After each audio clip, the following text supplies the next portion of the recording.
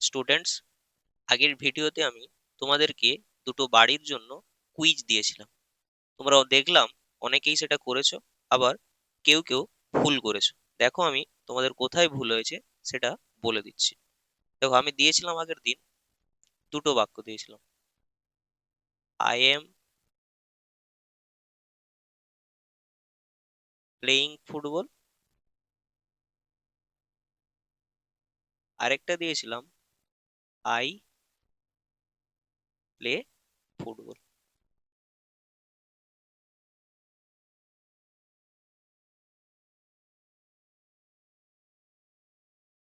I playing football. দেখো, অনেকে করেছো কারেক্ট আই এম প্লেয়িং, আর ইনকারেক্ট আই প্লেয়িং। আবার কেউ করেছো এটা কারেক্ট, আবার কেউ করেছো এটা ইনকারেক্ট। দেখো এবার বলছি, প্রথমের বাক্যটা কিন্তু কারেক্ট। কেন বলো তো? কারণ এই যে প্লেইং, এই প্লেইং ভার্বটা কোথা থেকে এসছে? না, প্লে থেকে। তাহলে প্লে থেকে প্লেইং হয়েছে মানে কি? রূপের পরিবর্তন হয়েছে। আর রূপের পরিবর্তন হওয়ার জন্য কাদের সাহায্য লাগে? হেল্পিং ভার্বে। দেখো এখানে হেল্পিং ভার্ব এম আছে, কিন্তু পরের সেন্টেন্সটাতে দেখো এখানেও প্লেইং আছে, কিন্তু এখানে এর আগে কি কোনো ভার্ব আছে যেটা প্লে থেকে প্লেইং করার জন্য সাহায্য করছে? নেই। এখানে যদি অ্যাম থাকতো তাহলে কিন্তু এই সেন্টেন্সটাও কারেক্ট হতো, তাহলে এই সেন্টেন্সটা কিন্তু ভুল। বোঝা গেল?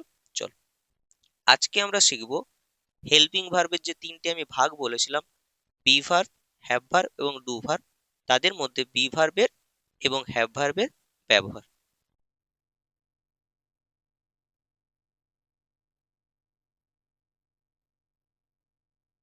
Use of be verb. দেখো, তাহলে আমি বি ভার্ব কোনগুলো বলেছিলাম? না, প্রেজেন্টে বলেছিলাম এম, ইজ এবং আর। পাস্টে বলেছিলাম ওয়াজ এবং ওয়ার। প্রথমে আমরা অ্যামিজারের ব্যবহার জানবো, তারপর আস্তে আস্তে ওয়াজ ওয়ার এর ব্যবহার জানবো। বোঝা গেল? দেখো, প্রথমে আসছি অ্যামিজার। এই যে অ্যাম, ইজ বা আর, এই তিনটের মিনিং কিন্তু হই বা হওয়া বা হয়। তাহলে আমরা কোনটা কোথায় বসাবো? তাহলে তিনটে মিনিং কি বললাম?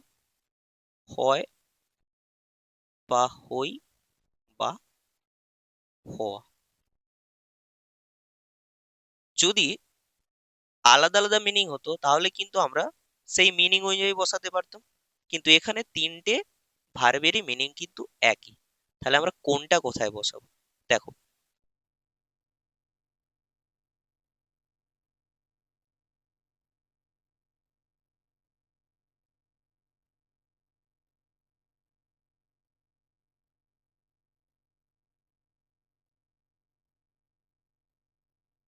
এখন জানবো এম, ইজ এবং আর এর ব্যবহার। আচ্ছা, তোমরা সবাই সিঙ্গুলার প্লুরাল জানো। আচ্ছা, আমাকে বলো তো, পার্টস অফ স্পিচের মধ্যে কোন পদগুলোর সিঙ্গুলার এবং প্লুরাল হয়? কোনগুলো বলো তো? নাউন এবং প্রোনাউনের। তোমরা কি জানো যে ভার্বেরও সিঙ্গুলার প্লুরাল হয়? হ্যাঁ, ভার্বেরও সিঙ্গুলার প্লুরাল। আচ্ছা দেখো তোমরা, আমরা আই এর পর এম করি, হি এর পর ইজ করি, এবং উই এর পর আর করি। তোমাদের মনে প্রশ্ন হয় না যে কেন আমরা আই এর পরে এম করব, হি এর পরে ইজ করব বা উই এর পরে আর করব? কেন? আমরা কি আই এর পর ইজ করতে পারি না?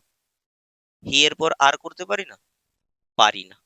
কেন পারি না সেটাই আমি তোমাদের কাছে বলবো। দেখো, যেমন সিঙ্গুলার প্লুরাল নাউনের হয় একই রকম ভাবে কিন্তু ভার্বেরও সিঙ্গুলার প্লুরাল হয়। এখান থেকে একটা কিন্তু আমাদেরকে কনসেপ্ট জানতে হবে। কি জানতে হবে? কনসেপ্ট। সেটা কি না, সিঙ্গুলার সাবজেক্টের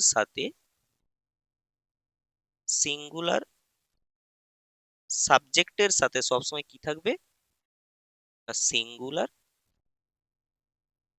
ভার্ব।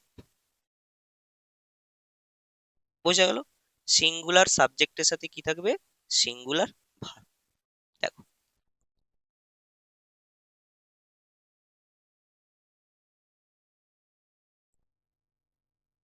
আই মানে কি? আমি বা আমার। হি মানে কি? সে বা তার। দেখো, হি মানে একবার সে হয়, আবার কখনো তার হয়, কিন্তু যদি আমরা সে বলি তখনও সিঙ্গুলার বোঝায়, যদি আমরা তার বলি তখনই কিন্তু সিঙ্গুলারই বোঝায়। তাহলে হি এর পরে সবসময় কি বসবে? কি বসবে? ইজ বসবে। কারণ আমি তোমাদেরকে বললাম না যে সিঙ্গুলার প্লুরাল যেমন নাউন বা প্রোনাউনের হয়, সেরকম কিন্তু ভার্বেরও সিঙ্গুলার প্লুরাল হয়। এই যে এম, ইজ, আর, এর মধ্যে সিঙ্গুলার কোনটা বলো তো? এম এবং ইজ। আর প্লুরাল কোনটা? আর।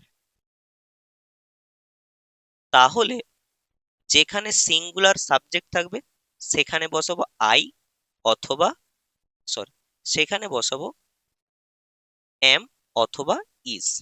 আর যেখানে প্লুরাল সাবজেক্ট থাকবে সেখানে বসাবো আর। বোঝা গেল? এবার তাহলে দেখো, হি এর পরে আমি ইজ করেছি, তাহলে তোমরা বলবে স্যার আয়ের পরেও ইজ বসাবো না।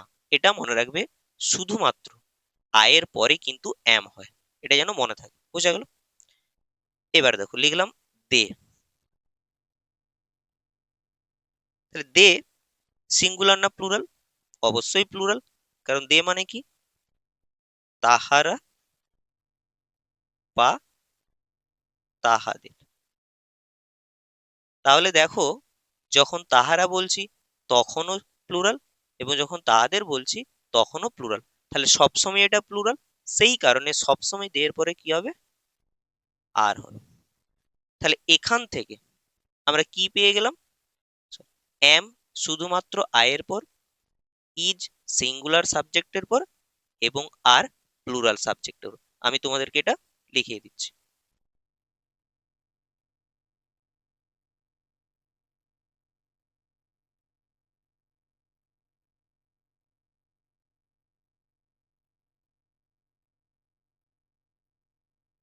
আই শুধুমাত্র, sorry,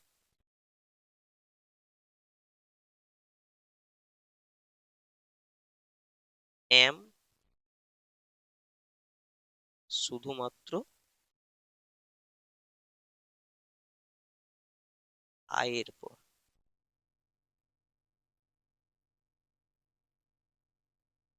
ইজ সাবজেক্টটি সিঙ্গুলার হলে,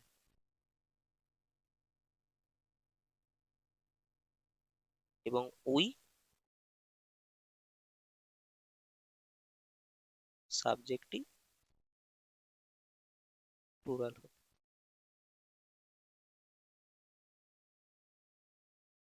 তাহলে মনে থাকবে, এম আয়ের পর, is singular subject, we plural subject. Clear? দেখো, এই তিনটে থেকে আমি তাহলে তোমাদের কিছু উদাহরণ দিই, সেখান থেকে তোমরা আমাকে বলো, তাহলেই বোঝা যাবে যে তোমরা কতটা বুঝে গিয়েছো। দেখো, 1 নম্বর লিখলাম,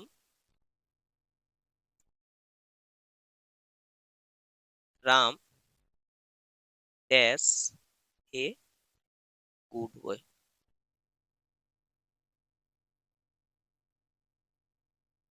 students dash playing in the field.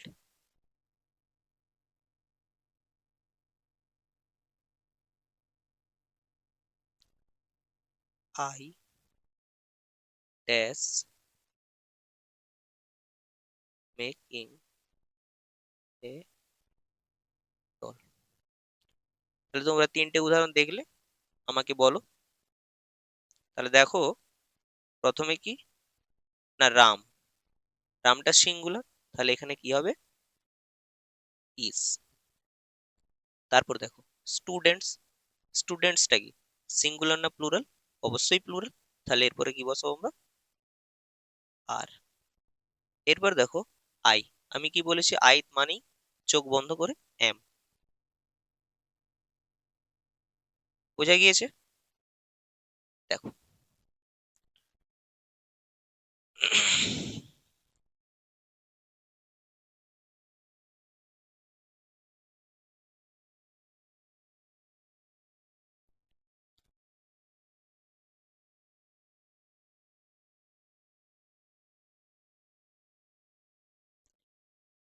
এবার আমরা জানবো হ্যাভ হ্যাজ। বি ভার্বের মধ্যে কি আছে? হ্যাভ এবং হ্যাজ। দেখো হ্যাভ এবং হ্যাজের দুটোরই মিনিং কি আছে? এখানেও একই রকম ডাউট। তাহলে দুটোরই মিনিং যদি একই, আমরা কোথায় হ্যাভ বসাবো আর কোথায় হ্যাজ বসাবো? দেখো প্রথমে বললাম হ্যাভের ব্যবহার।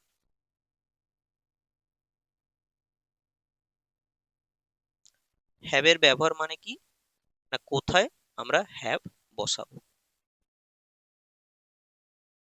কতকগুলি প্লুরাল, যেমন I comma we comma you এবং দে,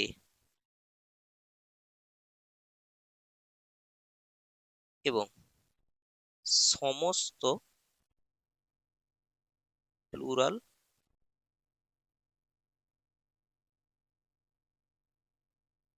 নাউন্স এর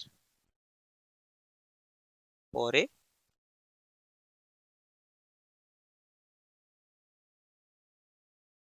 হ্যাভ বসবে। তাহলে কি বললাম? আই উই ইউ এবং দে, আর সমস্ত প্লুরাল নাউন্সের পরে কি বসবে? হ্যাভ বসবে। দেখো এটাকে আমি একটা ছকের মতো লিখে দিচ্ছি, খুব সহজেই তোমাদের সেটা মনে থাকবে।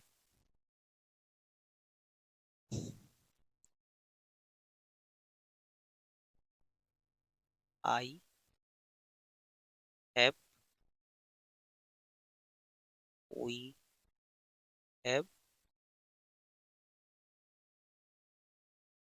ইউ হ্যাভ এবং দে হ্যাভ। বোঝা গেল? এটা তাহলে তোমরা একটু ভালো করে যে যার নোটবুকে লিখে নেবে, আর এইভাবে লিখবে, তাহলে কিন্তু তোমাদের এটা মনে রাখতে খুব সুবিধা হবে। তাহলে হ্যাবের ব্যবহার আমরা বুঝতে পেরেছি। এবার আমরা শিখবো হ্যাজের ব্যবহার।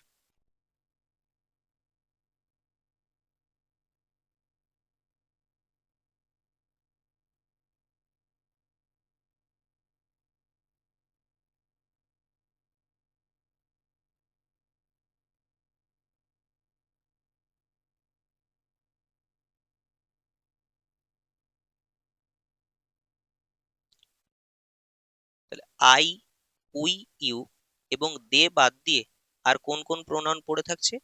না, কি পড়ে থাকছে?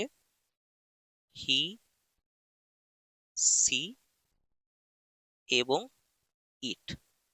এই সমস্ত প্রোনাউন গুলোর পরে এবং সমস্ত singular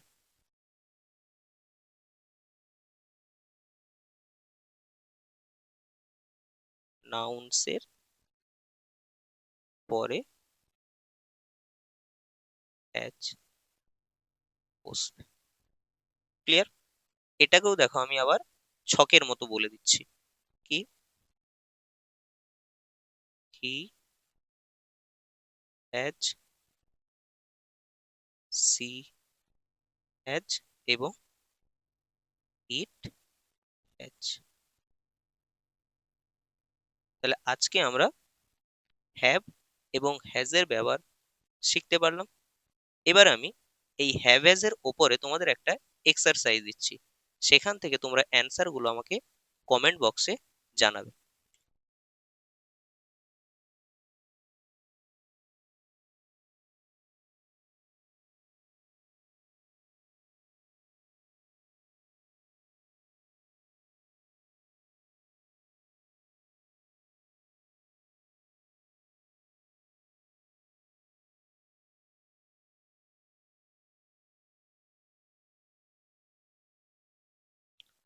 Mohan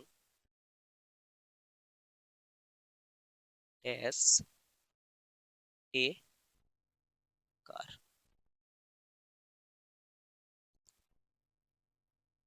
we has a garden. He has a doll.